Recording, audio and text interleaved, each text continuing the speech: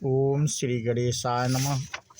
मित्रों, आज इस वीडियो के माध्यम से हम बात करेंगे सरस्वती की आज्ञा से पति के शव को फूलों की ढेरी में रखकर समाधि स्थित हुई लीला का पति के वासनामय स्वरूप एवं राज वैभव को देखना तथा समाधि में से उठकर पुनः राजसभा में सभासदों का दर्शन करना। तो इसका भाग 1 मित्रों हम आप लोगों से साझा कर चुके हैं और आज भाग 2 में जो हमने जहाँ पे अपनी कथा समाप्त की थी उसी के आगे की कथा हम आप लोगों से साझा करेंगे। तो लीलावती जो हैं वो राजा के दरबार में पहुंच चुकी थी और वहां ऋषियों की मंडली विराजमान थी। यहाँ तक की कथा हम आप लोगों से साझा किए थे और उसी के आगे की कथा है। दक्षिण द्वार पर असंख्य राजे महाराजे विद्यमान थे। पश्चिम द्वार पर अगणित सुंदरी ललनाओं का समूह शोभा पाता था और उत्तर द्वार पर असंख्य रथ, हाथी एवं घोड़ों की भीड़ लगी थी। राजा ने गुप्तचर की बातें सुनकर दक्षिण देश के युद्ध की गतिविधि का निर्णय किया। पंक्तिबद्ध खड़े हुए अगणित भूपालों की प्रभा से उस राजभवन का सारा आंगन जगमगा रहा था। यज्ञ मंडप में वेद मंत्रों का उच्चारण करते हुए ब्राह्मणों की वेद धुन श्रेष्ठ वादों का मधुर घोष दब गया था। अनेक समांतर नरेश आरंभ में मंद गति से चलने वाले उत्तम कार्यों में संलग्न थे। अनेक शिल्पियों के सरदार वहां नाना नगरों के निर्माण की तैयारी में लगे हुए थे। उस समय आकाश स्वरूपा लीला उस आकाश रूपी राजसभा में प्रविष्ट हुई। जैसे दूसरे के संकल्प से निर्मित हुई नगरी को दूसरा नहीं देखता, उसी प्रकार अपने आगे आगे विचरती हुई लीला को उस सभा में रहने वाले लोगों में से किसी ने नहीं देखा। वहां उसने अपने उन्हीं सब लोगों को सभा में बैठे देखा जो पहले देखे गए थे, मानो वे सब के सब राजा के साथ ही एक नगर से दूसरे नगर में चले आए।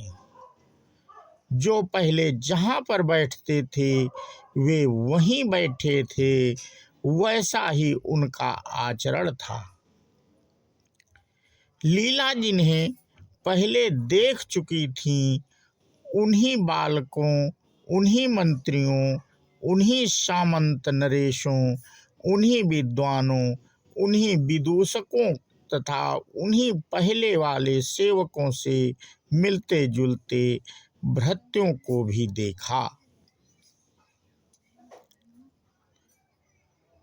तदनंतर उसने कुछ दूसरे पंडितों और सुहृदों को भी देखा जो सर्वथा नए थे, पहले कभी देखने में नहीं आए थे।